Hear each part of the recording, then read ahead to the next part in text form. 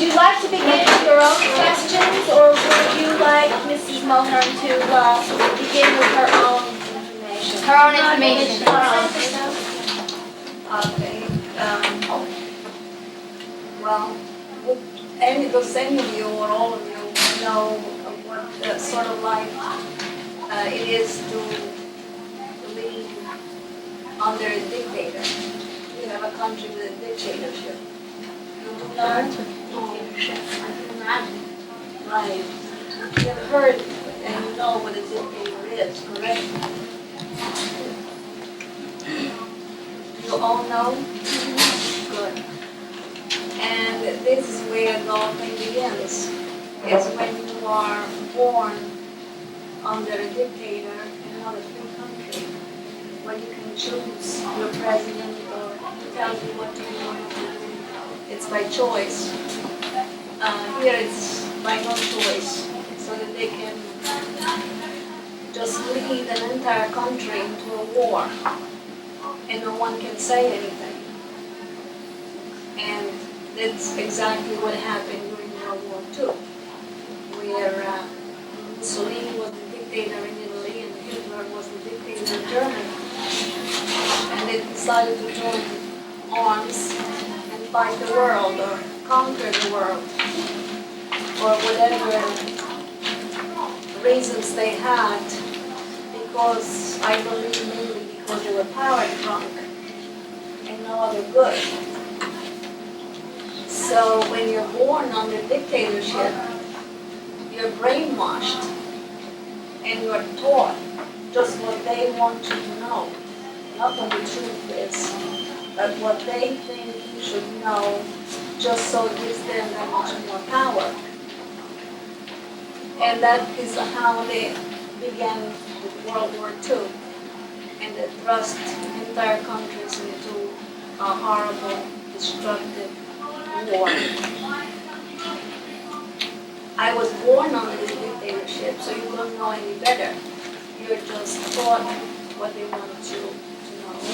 And your parents or the adult people that do know better, that disagree with them, they wouldn't dare tell the children otherwise, because the children may talk, and any neighbor or anyone, any friend, anyone in the town could say it to the police, and next thing you know, your parents disappear. You can go home from school or from play or from whatever and find that your parents are gone. The police have taken them away because they dared to be enemy of the regime. Because all they did was say that they don't agree with Mussolini declaring war on the United States or going into Africa and fighting those people who had no guns.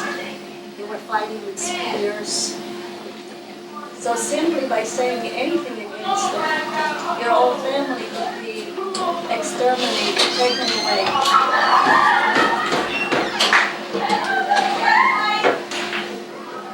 And so, when war finally came to our doorstep, I was about your age. At first, when we heard they were fighting in Russia, and they were fighting in Africa, and they were fighting in Bulgaria, whatever, it doesn't touch you personally, and you feel very sorry for the people involved. But it's distant, it's far away. You're still eating and drinking in your own home, and you're still living your own life, and it doesn't affect you that much.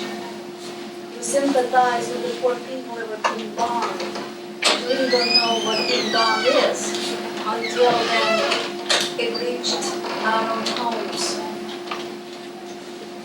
And this is when we realize what war is. We lived in a town. At the foot of the hills was one town, and on the plain here was another town. At first, we were allies with Germany. Italy and Germany were allies, correct? Does any one of you know anything about that? The Axis and form? Yes. You know that. Yeah, very good. And we were fighting Russia and England and the United States, and all we were told was that we were winning. We were told we were winning even though we were losing. But because there are no books, there are no newspapers, no radio. The radio, yes, was in existence, but they are not allowed to tell you the truth. They are only allowed to tell you what the dictator wants the country to know. They wouldn't dare say, we are losing a battle. We had to retreat. It was always we were holding our own and we were advancing in other fronts. Even though it wasn't true, even to the very end. The only time we realized we were losing is when they finally the bombs started falling on our heads. Then we knew we were losing. And you cannot find out the truth from any source. And so, this is how the dictatorship works. Where you live in a shell, you live in an enclosure, and you know absolutely nothing. So war finally reached our doorstep. When the king then signed peace with the United States, and he fled to Switzerland, so he saved himself and the royal family. Then Germany had become our enemy. From being allied, Germany realized we were their enemies because now we signed peace with the United States. So they became our enemies, and Italy was just loaded with all German soldiers. And they were fighting every one of us who dared disagree with them or do anything. There was a day when a civilian stole a gun from one of the German soldiers. And they gave us an ultimatum. Either they returned the gun in 24 hours or they would mine and blow up the entire town. They had all the guns, we had nothing. No one could fight back. There was no court, no law, no judges, no lawyers, no anyone, not even a government that we could turn to.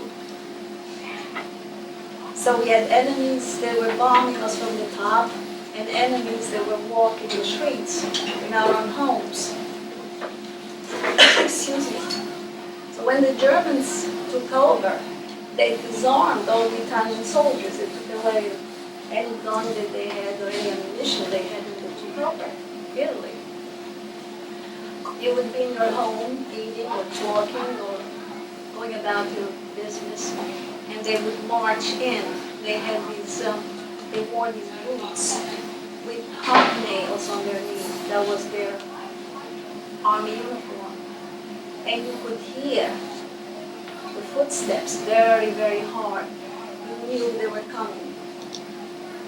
They would enter your home, don't never say a word to anyone.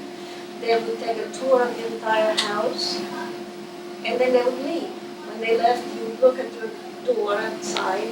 If they put a mark on it, that meant they were going to make your home their headquarters.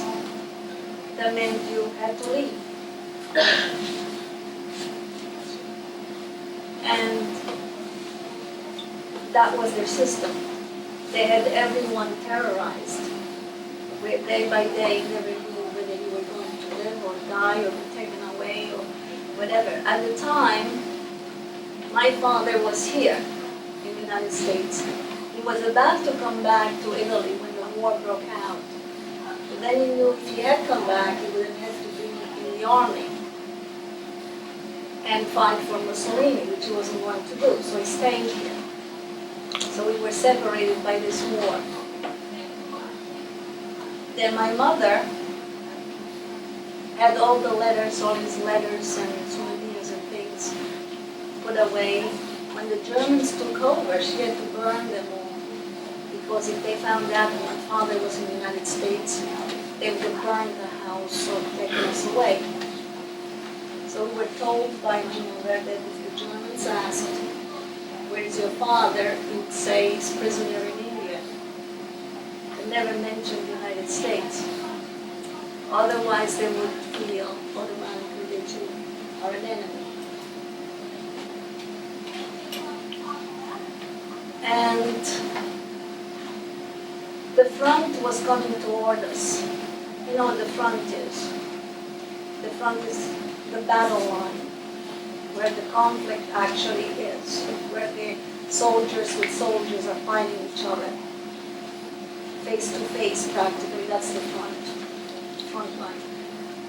Is advancing toward our town.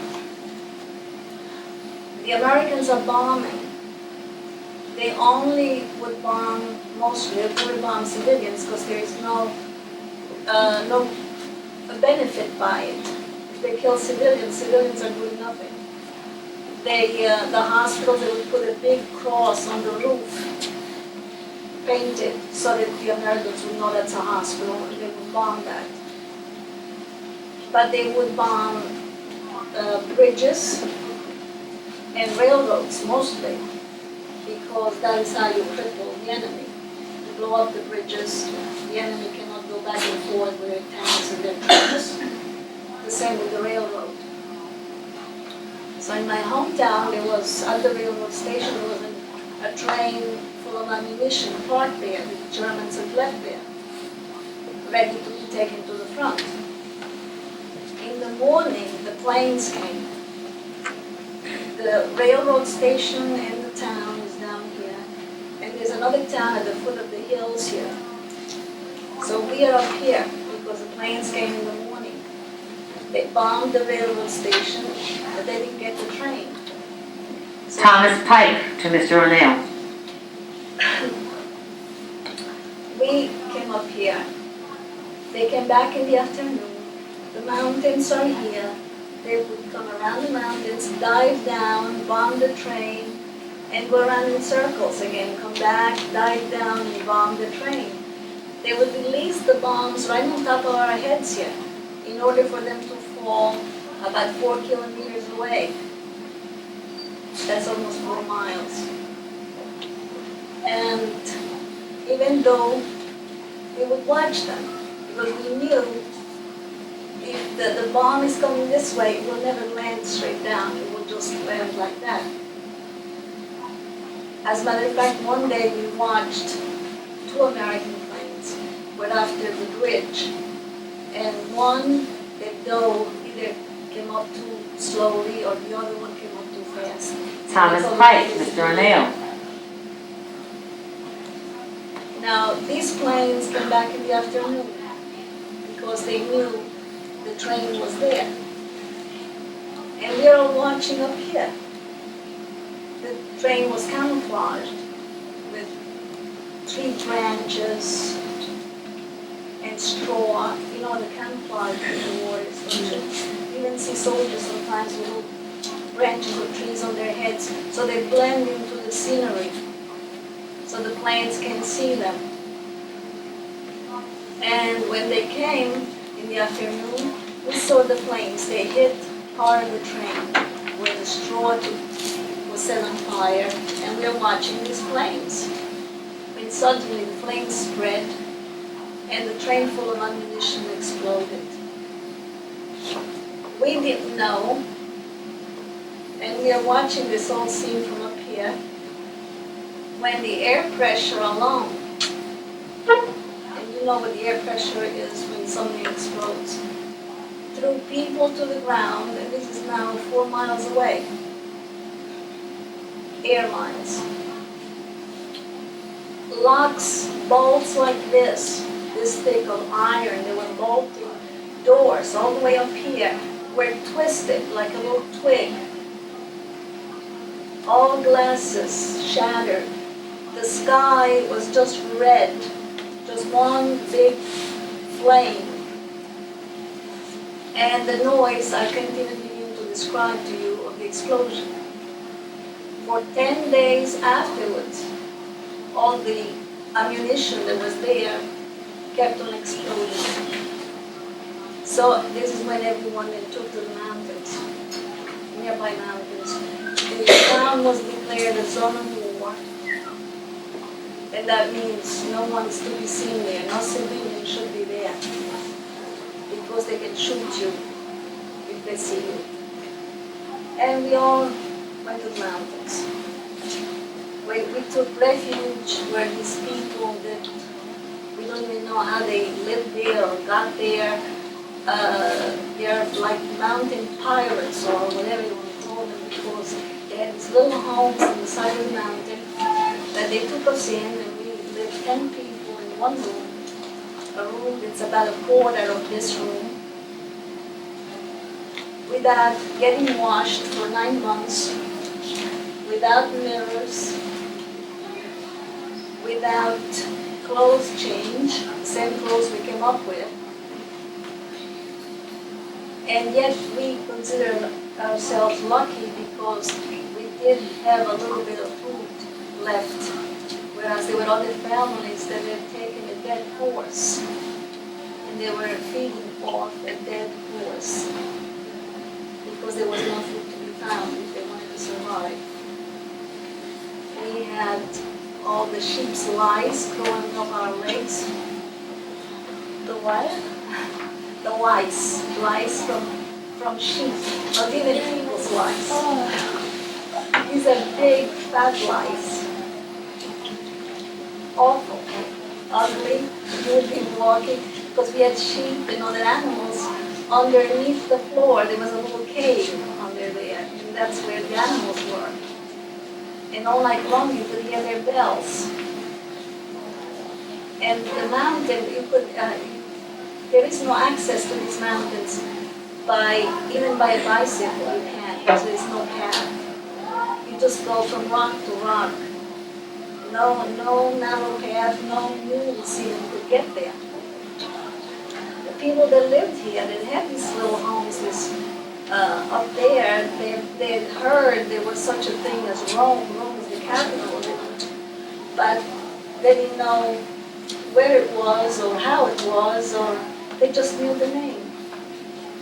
They lived by making cheese with their goats and sheep and bread, and that was it. They had never been outside this little area, which is really God-forsaken country. But we found shelter there for these 9 months until the Allies, which were the United States, England, and Russia, finally passed our own town. The front passed. We knew because the cannons were going back and forth. And for 9 months, every time we heard the cannons close by, we were very happy because we knew they were coming. That soon they would be past us and we would be free. But then all of a sudden we would hear them far away, they'd been pushed back. So one night, it was a beautiful spectacle. They had taken the town of Wantagh. Did anybody hear about where Mount Casino? There was a monastery, an ancient monastery up on the mountain. That is where they'd been stopped, the troops. Because the Germans had taken refuge in the monastery. They knew the Americans would never bomb anything as valuable as an ancient monastery, which was very valuable because of all the paintings, ancient art. They knew the Americans have a love for art and things that you cannot replace once you destroy them. This is why Rome was declared open city and was never bombed. We bombed around Rome, but never in Rome. Once you destroy that, you cannot replace it. But the Germans took advantage of this. That's where they made their headquarters. And they had cannons pointing down in the valley. This is why the Allies couldn't come through. Finally, the Americans did bomb the monastery.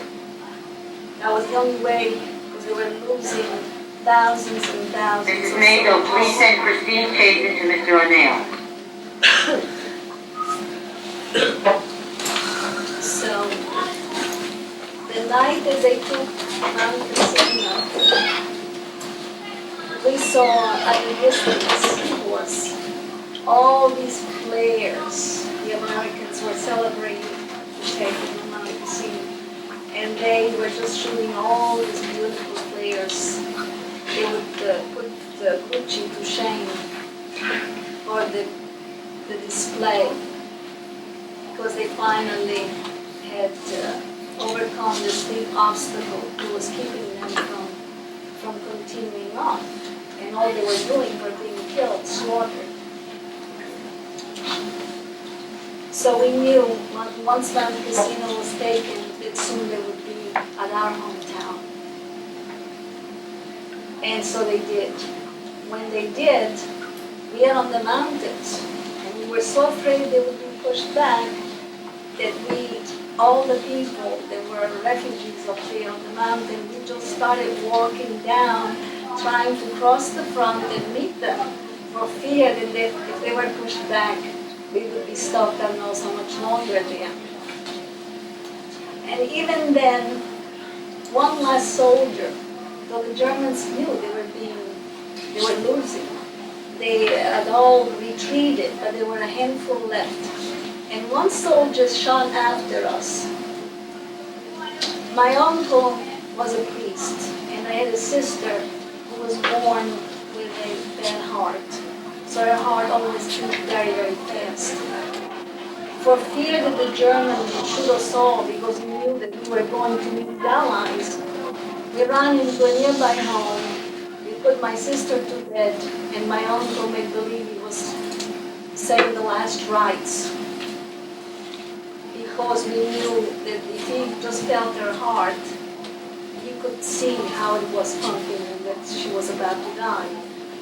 She wasn't, but we had to make believe we would grasp at the last straw. But all he did was steal a goat that some other people had and went away and let us go. So we came back and our homes were destroyed. It was just one big home that belonged to an old Italian general, and the whole town just left me there that night because that was safe. The Germans had mined everything. They mined fields. They had put mines on their tanks. That this way, when the American soldiers would go and get the tanks, they would blow up. They had mined the bodies of dead soldiers. Put mines under them because they know that you have to bury them, so that when the Americans would go and pick up the body, the mine would explode. So we couldn't go back because they knew they wanted to. They knew there were no mines in this one home, and the whole town just slept in there for the night, while the cannons are going back and forth, fighting. Exploding. We could hear the whistle. We got to know every shell that was exploding. Anyone? Questions? David? You had great questions yesterday. Where were they? Was anyone in your family? Yes, I had an uncle that was, as a result of that war, passed away. And what happened was, Mr. O'Neill, when we all fled to the mountains, everyone had to leave whatever belongings they had, because you couldn't take them with you. So in order to try and save them for when we come back to our homes, everyone had buried them. Either put them behind walls or hidden places so the Germans would just have a ball with it and throw it out the window or burn it or whatever. And this uncle had come back down from the mountain to see if any of his belongings were still in the home. But what happened was, there had been a few cases of people that had tuberculosis in the town. So the Germans wanted for these people to put a sign in front of the door so that they wouldn't go in that house. They were afraid of contamination or any infectious disease. So a lot of people, figuring that to keep them out, they started putting signs in front of their doors that said tuberculosis, typhus, or other things. things. But the soldiers got wise to that. When my uncle went into his home, they came in and they had the pistol on hand, because they always had a pistol on hand, for fear that you might hit them or do something. Even with a young girl, they could possibly do anything to them, but they always was at one point. And they ordered him to lie down in his bed. They put the pistol to his temple, and they started saying, where are you sick? Where are you sick? That's all they kept saying. And he was shaking and begging, and they kept saying, where are you sick? He said, if I say my chest, they'll shoot me in the chest. If I say my head, they'll shoot me in the head. Then they covered his face with the sheet, and he said, now they're going to kill me. And even though they didn't, they just had their fun with him. Later on, he developed heart trouble, and he died. He was never the same since that day when he had gone through this experience that's terrorized him. But they were bringing people in the hometown, they were killed by bombs. Because when they bomb, it is run. There is no reason to run, because a bomb could fall here as well as where you're running. But it is a reaction you have. You just run. You don't know why. And you go away from this room only to go hide in another room. And the proof of this is that everybody does it.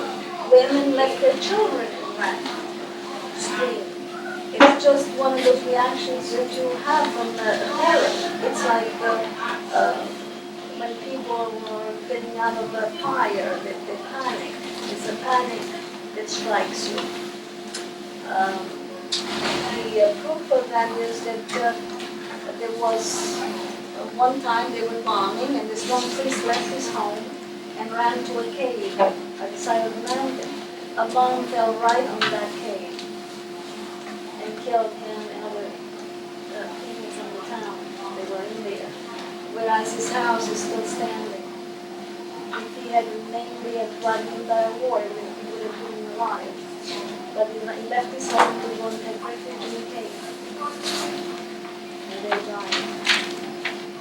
But you have to. It's something that comes over you. Anybody else would like to ask something? What happened to your father? My father was here. So he escaped all the time. And this is why we came here. He had been here while we were in Italy. But he was about to come back when the war broke out. So he didn't come back because he had to be in Mussolini's army. So he stayed here. And therefore we were separated by the war. Then after the war, he sent for us, and we all came here, my sisters and my mother.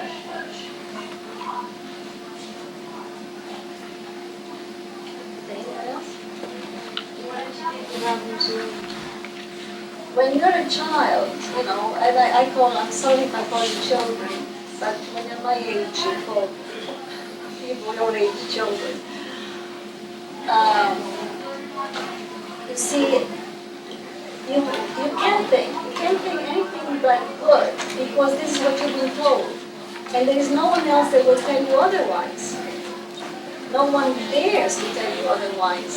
And you can't learn it from a newspaper or the radio, because they're not allowed to. If they did, they wouldn't last the end of the day. They would be taken away. They would be disposed of. And this is how any dictator keeps his country in their place, by terrorizing them. See, if I said Mussolini is no good, if I dared say, and my neighbor says, why not? I said, well, my mother said that. They would take my mother away. And that would be it. And then everybody else learns a lesson. That you don't speak against, he's a god. He makes himself a god. You don't speak against him because he's God. You see, when we went to school, in elementary school, as little children, Behind the teacher's desk would be in the center would be the crucifix or the picture of Christ, because he believes Catholic. So that's the way the law was. The picture of Christ. Then on one side is a picture of the king, and the other side a picture of Mussolini.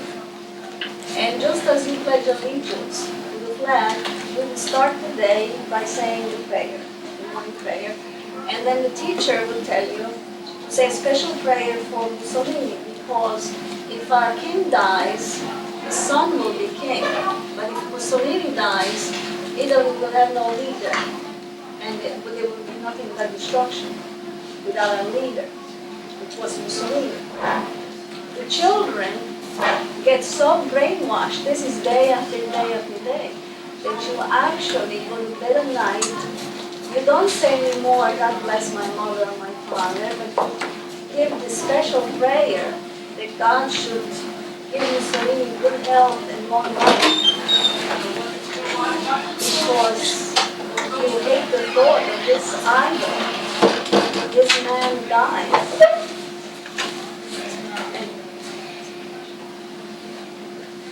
Right, in reference to concentration camps. I can only speak for myself and my family in my hometown, but we knew nothing. I never heard of a concentration camp. I never heard the word until I came here, till all the war was over. I never knew its existence. When they would take the Italians or someone, and we would hear hush-hush, your parents or someone in the neighbor say, they took away so-and-so today, or this morning. Because when they took people away, they didn't make a big parade out of it. They just come very quietly and take you away. So, I never understood why would they take someone away. Because you don't let the children know a lot of things. Always for fear. So you're always living in fear. In fear that if it ever gets out, if it ever gets around, you will be next. Your family will be next. So, I used to hear someone was taken away, or political prisoners, and taken to a place called the Breda. For all I knew, the Breda was a summer camp in some place. I didn't know, but that was a concentration camp. There was a place called the Fosse Martini, which is a big hole in the ground. And a big hole, I mean a tremendous hole. People were taken there, lined up at the edge of this hole, and machine gunned so they would fall right in. Either dead or half dead or whatever, left there. Teachers, please excuse the interruption. There is no field leadership training session.